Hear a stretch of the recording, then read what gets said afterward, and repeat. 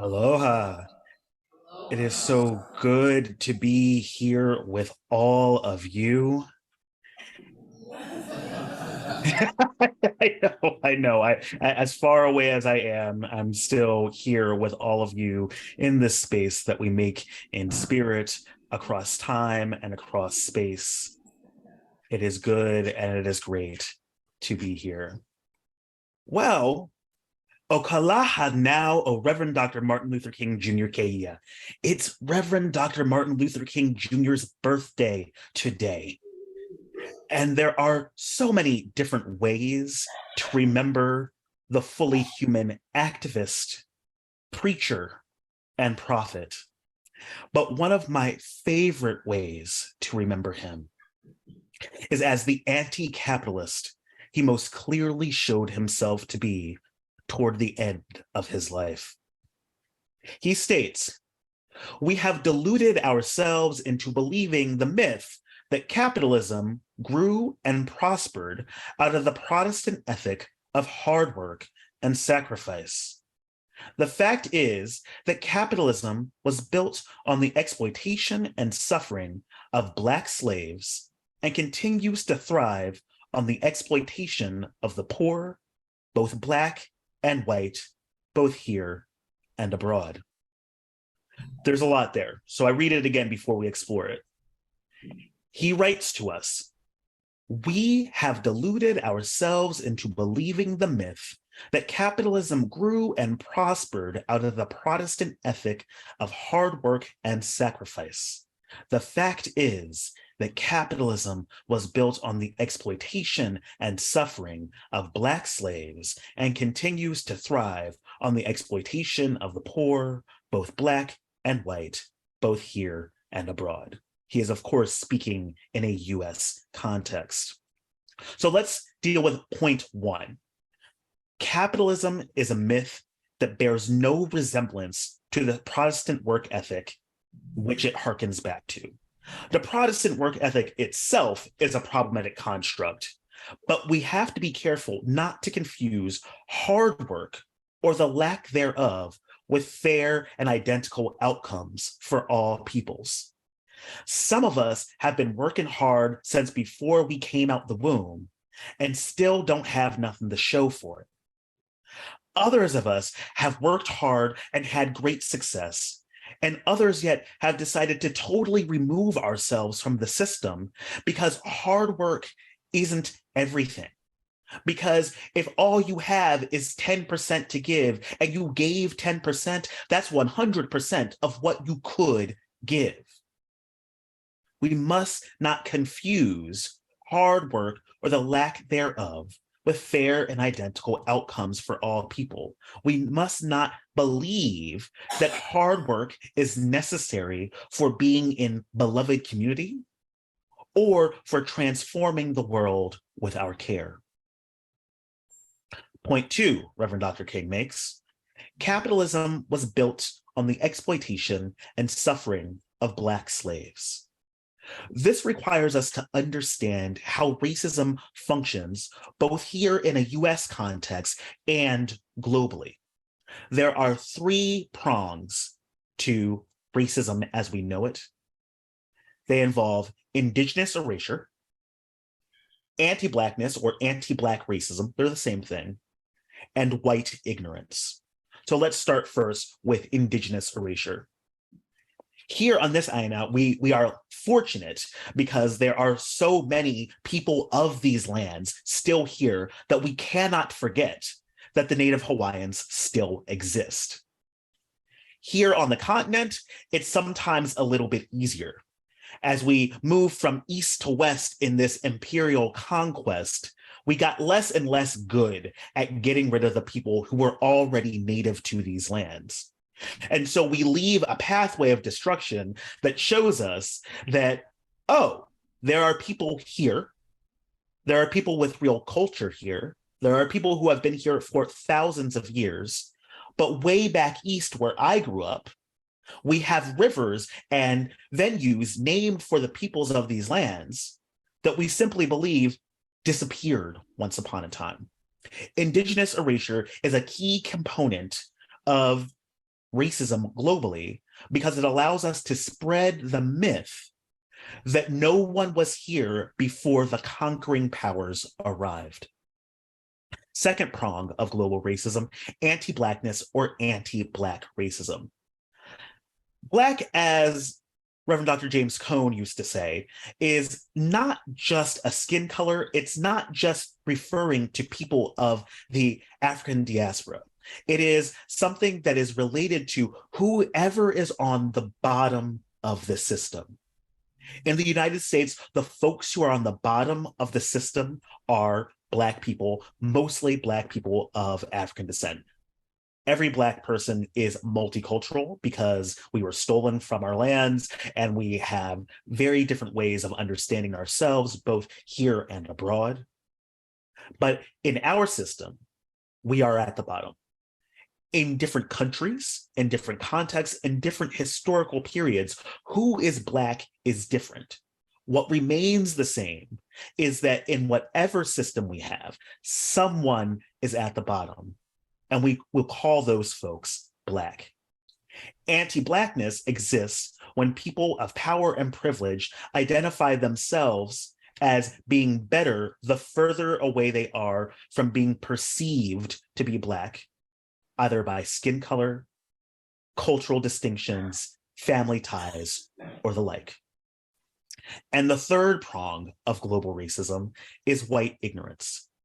It is a requirement in global racism that white people not fully understand, or sometimes don't understand at all, the previous 2 points of indigenous erasure and anti-Black racism. It would be such a shock to one's system to understand that we are actively making choices that keep people on the bottom hurting and suffering, that it requires that folks who are at the top of the system, white people, don't know fully how it functions.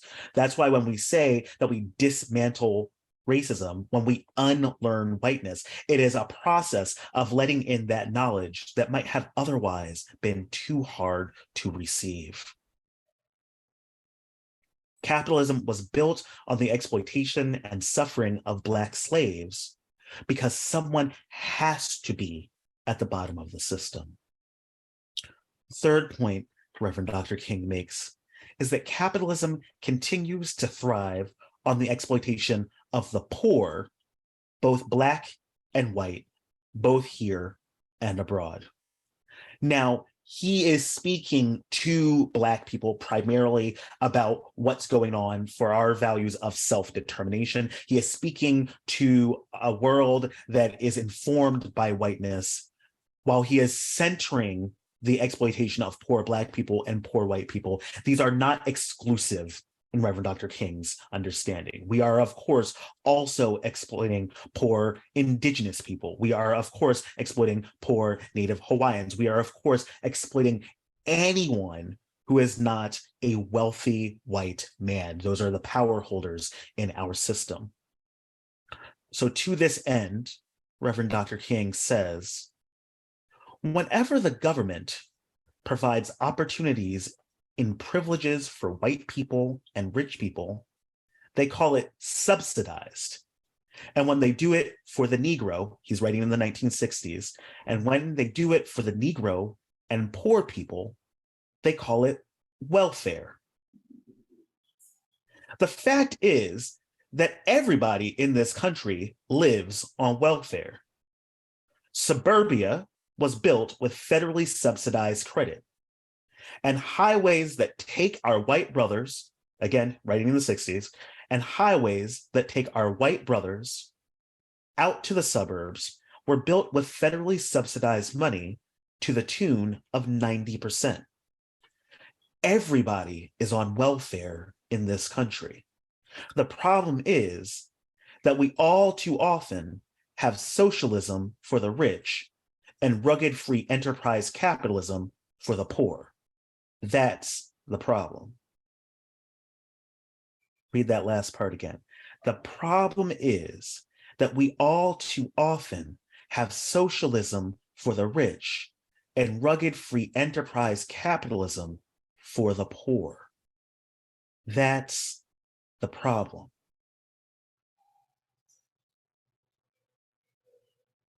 There are no systemic problems without systemic solutions. Say it with me.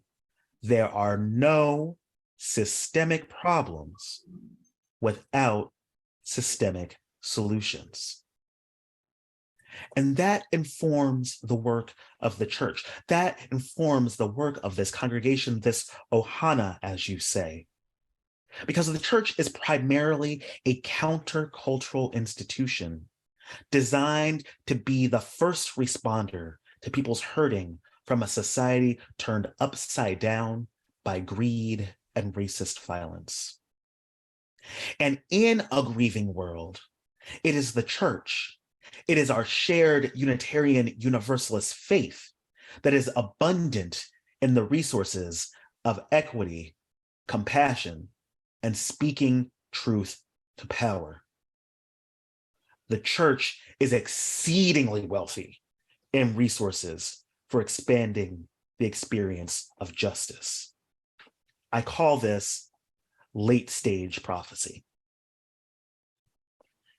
Late stage prophecy encourages us to think about what can help us reach a tipping point. What can help us bring the world that we're in to the beloved community that we dream of in these end times? The world ends and is created anew each and every day. And someday I pray that we will wake up in the beloved community we've been fighting so hard for so long. And to do this, we must put the resources of equity, compassion, and speaking truth to power into service for our communities and for our planet. Inside of our congregations, we do the work of understanding how our own liberation is intertwined and inseparable from those that racism and poverty has most forced to the margins. We work together to identify where Black, Indigenous, Native Hawaiian, people of color, and poor communities are inviting Unitarian Universalists to partner. Then we go to those communities and do what is asked of us. I know that you are already doing so much of this work, but we can never forget that in a system where many people in our communities, many people in Unitarian Universalist communities are power holders, when we show up, we have to do it with a sense of humility and do what is asked of us, even if we think we have a better idea. When we engage these processes actively, simultaneously, and continually, in time, we can bring about a world that is just. Now, the work of making the world more just is not ours alone, but it is the responsibility of the church to take an active and accountable role in bringing about this outcome. Justice is dynamic and it looks and feels different to different communities, even when it is most present. We have to remember not to confuse equality with equity. We cannot confuse treating everyone exactly the same way with providing the resources that everyone needs to thrive as being the same thing. They are not. Justice is not only when we have similar resources to survive, it is also when we have the resources that we do need to thrive. I sometimes paraphrase this as, I believe everyone deserves luxury. We will know that the world is just when we respond to suffering with the same alacrity with which we praise great comfort. Wouldn't it be great to empathize with people who are most hurting in the same way that we congratulate people for finally making it. I believe we can make it together, and I believe that's a better outcome for all of us. Moreover, it is not enough to admire the late-stage prophecies of the last century or of ages long ago when we can bring into being accountable proposals for justice, compassion, and shared power.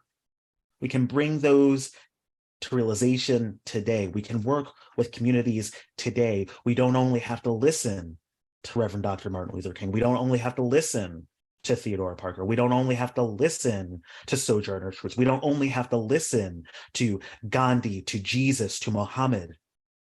We are the church today, and our work is to make more justice here and now. When we engage that work actively, accountably, and continually, we can stamp out the evils of racism and poverty. And we become more whole when we share these resources of equity, compassion, and speaking truth to power. Because we are just people when we truly care for one another. Reverend Dr. Martin Luther King Jr. dreamt of a world that was not only equitable, but one in which there were neither insufficient funds for survival nor for economic opportunity. Reverend Dr. King dreamt of a world so radically transformed by the presence of genuine concern and caring for one another that it might be impossible to measure wealth in currency. And equally as importantly, Reverend Dr. King understood that the church is one of the best places for engaging in practices of justice. I say to you, my people, what he dreamed be ours to do.